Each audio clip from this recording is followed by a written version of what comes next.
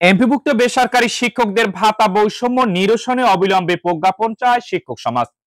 সাবেক শিক্ষা উপদেষ্টা এবং বর্তমান পরিকল্পনা উপদেষ্টার প্রতিশ্রুতি অনুযায়ী এমপিভুক্ত শিক্ষক কর্মচারীদের সরকারি নিয়মে বাড়ি ভাড়া, চিকিৎসা ভাতা, শতভাগ উৎসব ভাতা ও শ্রান্তি বিনোদন ভাতা বাস্তবায়নের দাবিতে শিক্ষক সমাজ আবারও সোচ্চার।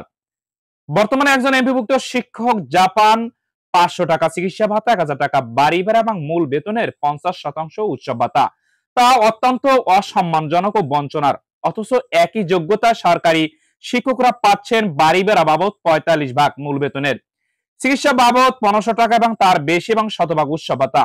ঢাকা বিশ্ববিদ্যালয় থেকে অনার্স ও মাস্টার্স সম্পন্ন করে একজন এমপিভুক্ত শিক্ষক যেখানে চাকরি শুরু করেন 11 থেকে 12,000 টাকায়, সেখানে একই শিক্ষাগত যোগ্যতা থাকা সত্ত্বেও একজন সরকারি শিক্ষক চাকরি শুরু করেন প্রায় 16,000 টাকার স্কেলে। এই বৈষম্য শুধু হতাশাজনক নয়, এটি শিক্ষা ব্যবস্থার শেখরে বৈষম্যর বীজ বৃক্ষ রোপণ করে। শিক্ষকরা দীর্ঘদিন ধরে আন্দোলন করে আসছেন, তারা একই কারিকুলাম, একই প্রশ্নপত্র প্রণয়ন ও মূল্যায়ন কাজে অংশ নিয়েও পান না সরকারি শিক্ষকদের মতো সম্মানজনক সুবিধা।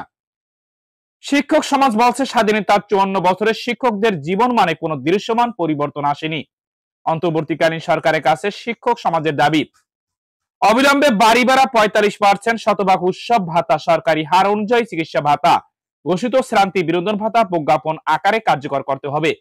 5.5 লক্ষ এমপিভুক্ত শিক্ষক সমাজ আজ চাতক পাখির মতো তাকিয়ে আছে কখন এই প্রতিশ্রুতি বাস্তবায়িত হবে।